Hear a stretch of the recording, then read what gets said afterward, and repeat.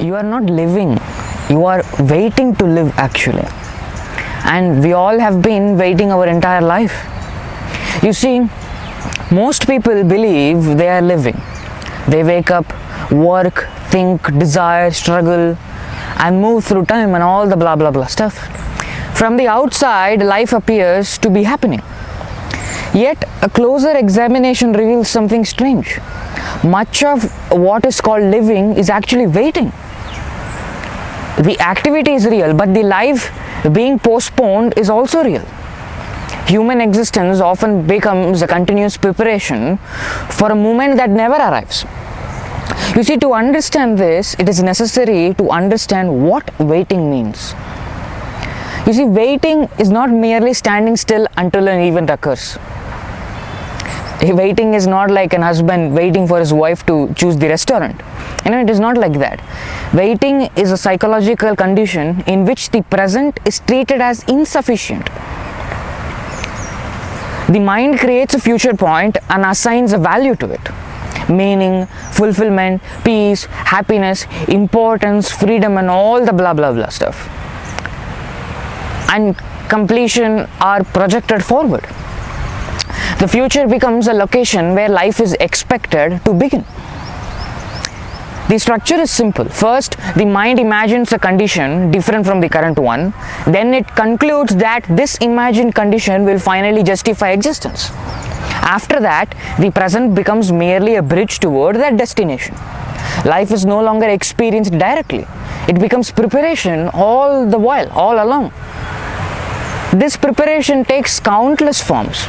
One person waits for success, another waits for recognition, another waits for love, another waits for financial security, another waits for understanding, another waits for retirement, and another waits for enlightenment, and all the blah blah blah stuff. As I said, it is like husband waiting for his wife to finally decide which restaurant they have to go for dinner. Or like a wife waiting for her husband to notice that she has changed curtain 3 months ago. Both are still waiting. You see, the objects differ, but the structure remains identical. The individual says, consciously or unconsciously, life will begin when this happens. The tragedy is that the promised beginning never arrives. When the desired condition is reached, the mind briefly experiences satisfaction. We all know that. But satisfaction is unstable because the mechanism that created desire remains active. The mind immediately generates another condition, another goal, another future, and all the blah blah blah stuff. The destination becomes another starting point for further waiting. This reveals an important truth. The problem was never the absence of desired object. The problem was the assumption that fulfillment exists somewhere other than the present moment.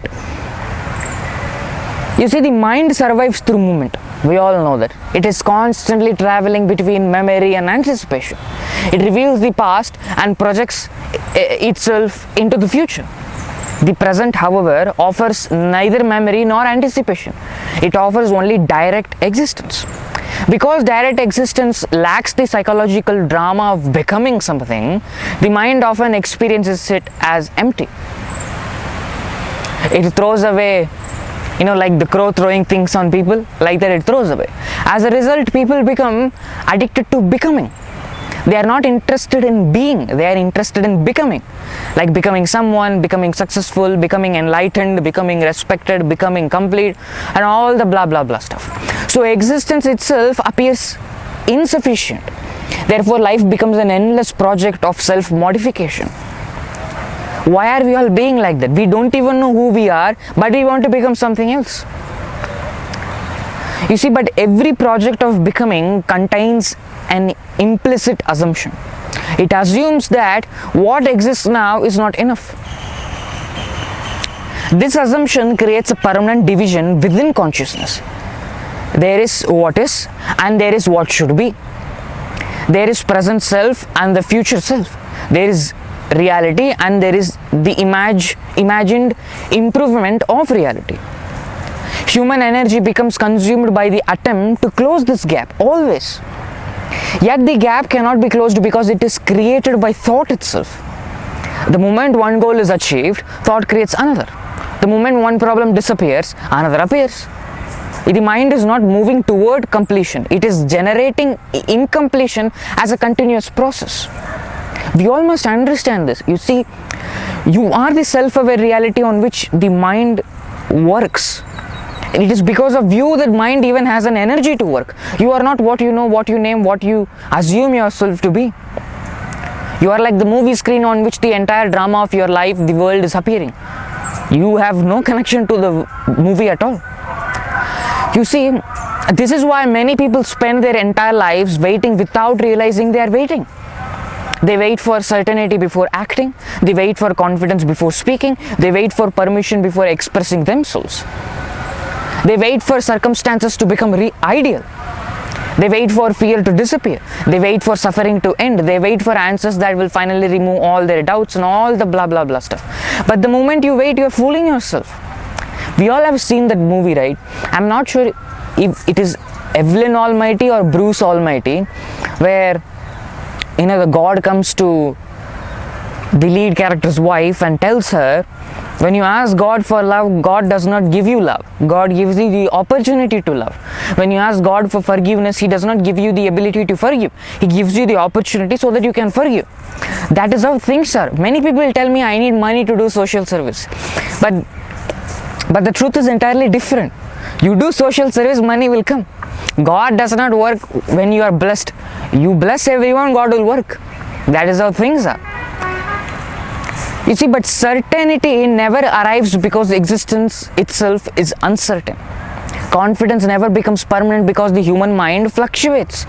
Circumstances never become ideal because reality is constantly changing. Fear never disappears completely because vulnerability is built into conscious existence. Let us all not fool ourselves. The waiting continues because the condition being demanded from life can never be fully satisfied.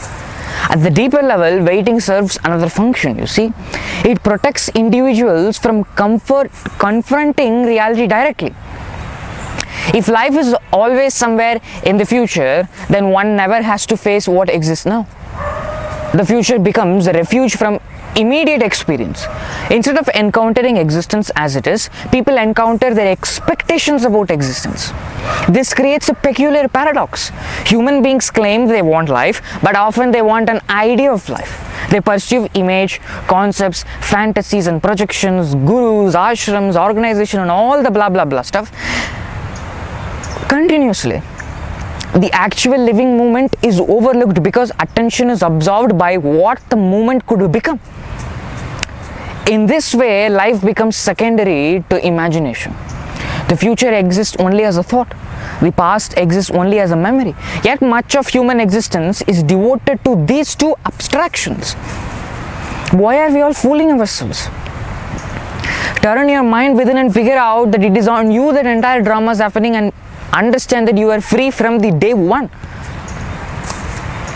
Wisdom is like a boat on the water. It will guarantee you will be safe, but that does not mean that waves will not come and shake your boat. Let us not fool ourselves in this. Turn your mind within and figure out that you were the substratum from the very beginning. There is no difference between you and the actual self-aware reality. You see, the only reality ever available is present. We all know that. Billions of people have said that. But the present is continuously sacrificed for psychological construction. This sacrifice is so common that it appears normal. Entire society are organized around deferred living. Education prepares for employment, employment prepares for retirement, achievement prepares for happiness, accumulation prepares for security. Every stage points toward another stage. Every destination points toward another destination. The chain continues whether you like it or not. And we are all fooling ourselves in this chain. The question rarely asked is simple. At what point does living actually occur? If life is always preparation for another moment, then life itself is never encountered. One remains occupied with arrangements, plans, expectations and pursuit while existence unfolds unnoticed. This does not mean goals are unnecessary. I am not saying that. It does not mean planning should disappear. Practical action has its place. The problem begins when practical goal becomes psychological salvation. The moment the future is assigned the responsibility of completing the self, waiting begins. Living and waiting are fundamentally different states. Waiting treats the present as a means. Living treats the present as the reality itself. Waiting says existence is elsewhere. Living recognizes that existence is only here. Waiting seeks completion in a future moment. Living sees that no event can complete what is already present. And you are that on which even the present moment is existing. You are not present, nor the past, nor the memory, and not all those things that you name. You are the substractum. Turn your mind and figure it out for yourself. You see, the deepest irony is that the life people are waiting for is the very life occurring while they wait. The moment they hope to reach is made of this. The moment they hope to reach is made of the same substance as every moment they ignore. The future never arrives as the future, it always arrives as the present.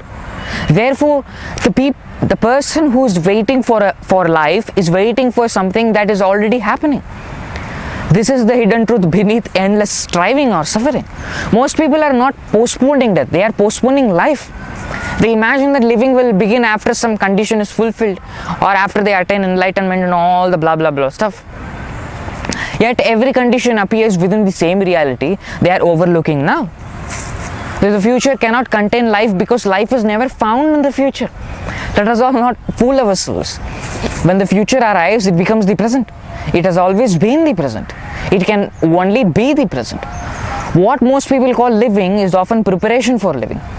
What they call the journey is often waiting. And what they call tomorrow is the psychological refuge that prevents them from seeing the only place where existence has ever occurred, which is present, now. See, you are the self-aware reality. You are not what I'm speaking or what you know, what you're assuming. You are the substratum on which the entire drama that you know is happening. And it is a very simple thing. There is no you to begin with, there is only the reality, the self-aware reality. So ultimately, I will conclude my speech by saying that follow the message, not the messenger. You are the self-aware reality, which is the substratum of all, whether you like it or not, or believe it or not. Thank you.